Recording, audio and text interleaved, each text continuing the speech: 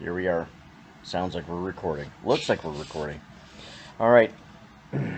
I'm going to keep trying to make these videos. Well, I'm not going to keep trying. I am going to keep making these videos until people see them or watch them or I figure out how to put the right tags on them, how to put the right things on them. But I was reading the other day. I try and read scriptures, try and read some things, and I know, what does this have to do with improv? Or improvisation, but I'm not sure if I've mentioned it in the earlier videos that I've done, but the more we learn, the more we get a knowledge of things, the more we're able to put those puzzle pieces together, which kind of is what improvisation is too, is taking puzzle pieces from many different disciplines or many different pieces of knowledge and putting them together. One of the things that I was reading about when I was reading my morning stuff, sorry, I was looking at something on the screen that made me go, uh-oh. But we'll see if this comes through okay.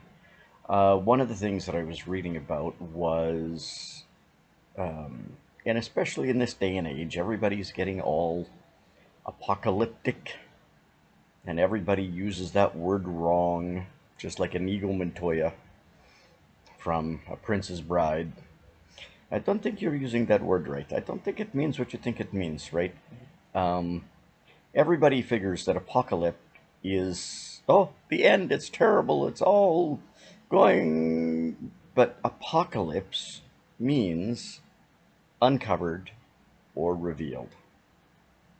Uncovered or revealed.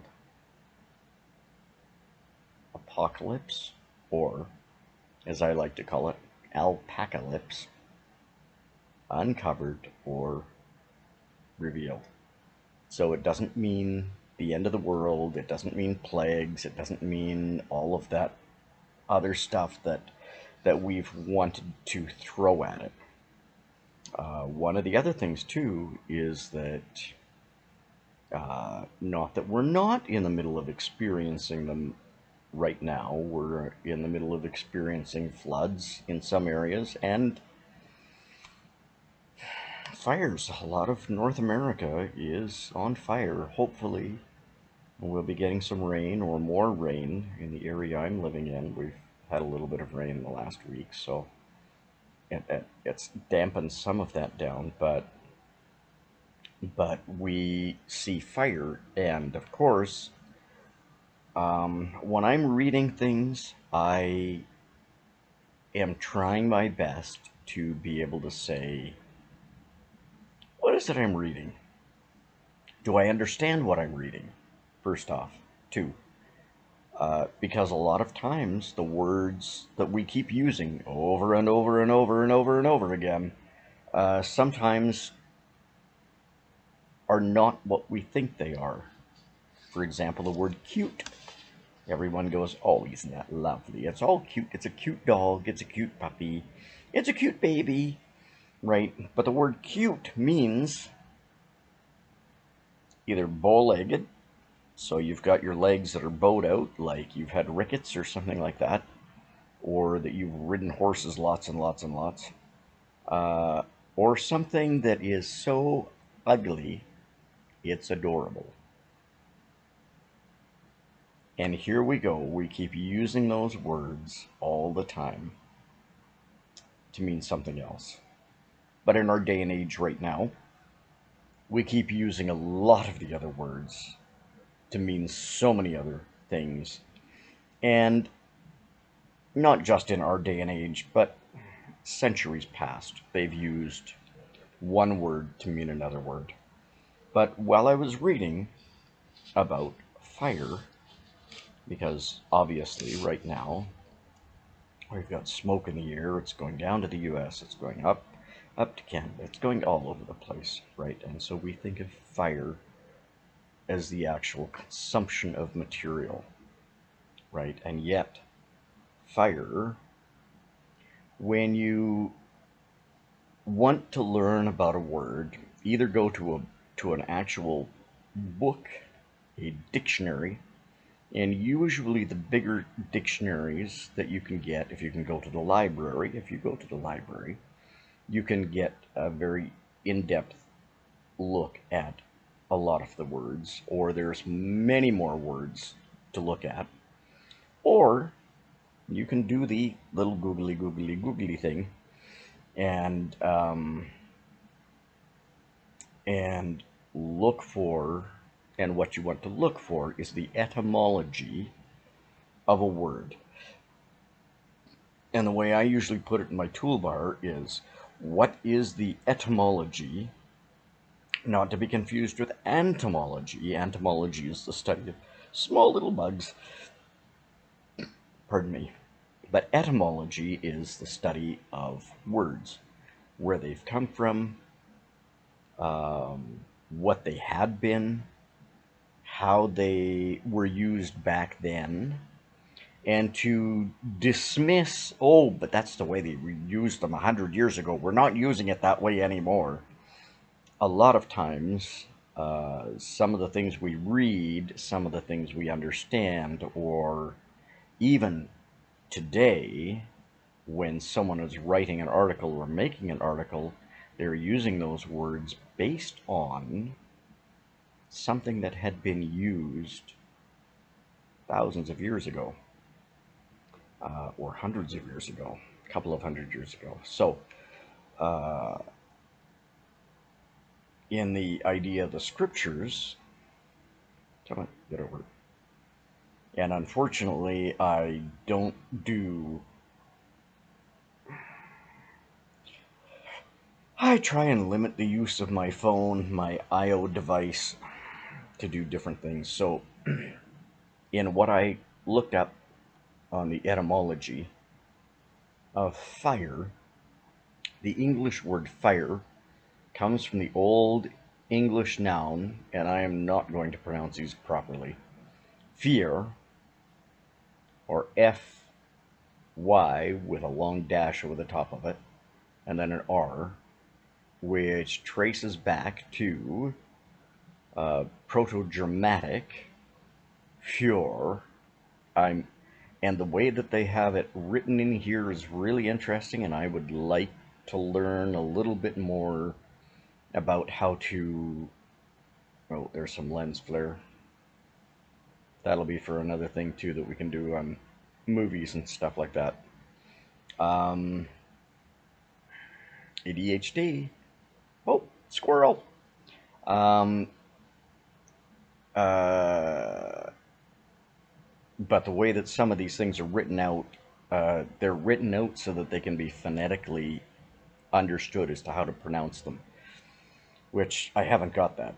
I really like that in some of the older dictionaries that I have had, because it will break the word apart in its syllables, and then it will actually give somewhat of an enunciation guide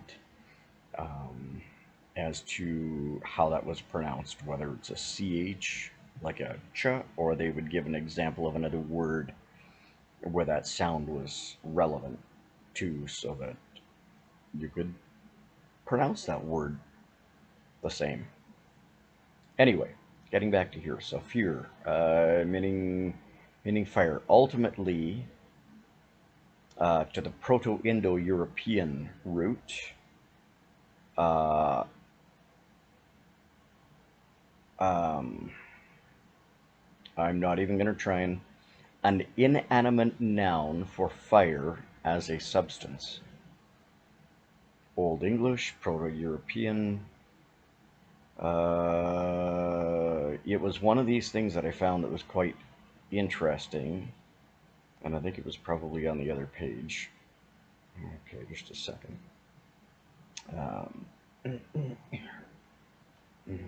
The related roots and shifts. So spelling, the Middle English often used the spelling fear F-I-E-R, which explains the two-syllable uh, preservation of the modern word fire. But the current spelling fire became dominant around the 1600s.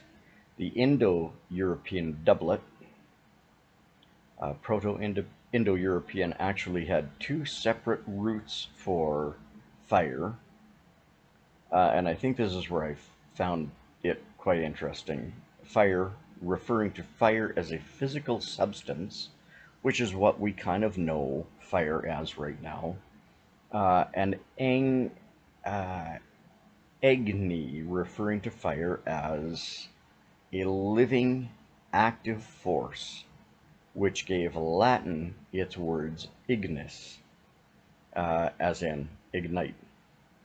But I thought that was really interesting, um, referring to fire as a living, active force, which, when I read in the scriptures someplace where it talks about fire, um, being something that's supposed to burn us. And yes, that may be the case. Um, and I think in my head and my heart that when the Lord needs to get our attention sometimes, when He says, listen, kids, why are you doing that stuff? Come on, you need to stay over here. You need to do this a little bit more. You need to stay close to home, right? Now, the Lord's not going to tell us that we have to do anything, but He will say, if you want to be happy, or if you want to be able to have this particular outcome, you need to do this particular thing. And so, in many cases, He will tell us what we need to do. And when we do that thing, if we want to get healthier, we need to do more push-ups or sit-ups, or we need to be more active, or we need to eat more better things, whatever that might be for your particular person. Um, but also, when we are in a state, sometimes individually, sometimes as a people, as a city, or as a ward, or as a congregation of believers, um, or as a school, um, as we are coming to those belief systems, sometimes we ask, whether it's actively or just in our heads, am I doing the right thing? Am I going the right way? Is this what it really means? Or is that what it really means? I think so. Um, but what inevitably happens sometimes is that we keep asking, somehow, some way. We, in effect, pray to know what we should be doing. And sometimes the Lord tries to get us to pray, whether it's by reading scriptures, reading information on the googly thingy, reading scriptures. Um, but then after we've read those things, then we have to think about them too for a while. We have to let them basically perk. We need to let them cook for a while. We need to let them, soup is never the best the first day. It's usually better when it gets a chance to stew for a little while and cook and all those flavors get in there. The same thing with knowledge too. Knowledge tends to be, when we get it in, it it it it sometimes has to sit and cook. And sometimes we might not understand something for the longest time, and then after we've read it the 150th time, or looked at it 150th time, or picked up a puzzle, then all of a sudden it'll be like, Oh, there it is. Now I get it. I see it now. And then we can figure that thing out. And when we do get to that spot where we get to figure it out for ourselves, it stays inside a whole lot better so that people can't come along and say, ah, you don't know nothing. That's crazy. It's like, nope, I figured this one out. I know that that particular thing is a true principle. It's a true thing. It's really there. And no matter what you say or do, I know that that one is particularly true. So in the case of fire, as it being a living thing, as opposed to being something that's destructive, because it can be used for purifying too. In the case of purifying metals, gold and silver and things like that, it's really interesting to watch people that have those furnaces that purify a particular metal. And you can actually watch when it's so hot that metal is molten and all of the junk that's in with that metal just comes up to the surface of it, and then it slides off into a cupel, right? Into this thing that absorbs all of the toxins. And then that particular metal becomes pure. And for whatever reason, I don't know what the science is with that, but when that metal cools down and becomes solid, which is kind of cool, and I think I've only seen it on a couple of places. Cody's lab is one of the places that I've seen it, is where it actually gives off a little flash of light. Kind of cool. Kind of cool. So anyway, the thing that I thought about here with the fire is that the fire is a living thing, and that it will be, it's a living active force, which gave Latin the word ignis. And the metaphorical uses using fire to describe burning passions or intense feelings, which in an acting setting or um, doing a play or doing, see if we can get a little less lens flare here from this. I know I'm going to probably have to do these things in a different way so that um, we'll get a better look. I don't know. But the more people I get, so having to like and subscribe and like, subscribe, share, um, all of those things that need to happen in order for, and comment too. If there's something about this that doesn't sound quite right to you, put it in the comment. I will see if I can figure out how to find those comments afterwards. Because even after posting these things, I go, oh. So the metaphoric uses of fire to describe a burning passion or intense feelings, which is like in a book or a novel, or when you're trying to portray that feeling as an actor for something else. Um, I it's just really interesting that the words that we use or the words that we read, we a lot of times take them at face value. Wow, really is sunny here, which is okay. This one's all on fire anyway, so. Um, but as we learn those words, as we learn the things that we're learning, the things that we're doing, it's very interesting to squirrel. Is that you saw some of the dust that floats through um, um, yeah, you can even see some of these ones over here, right? The more light that we have, the more bright things are, the more we can see even the smallest of littlest things.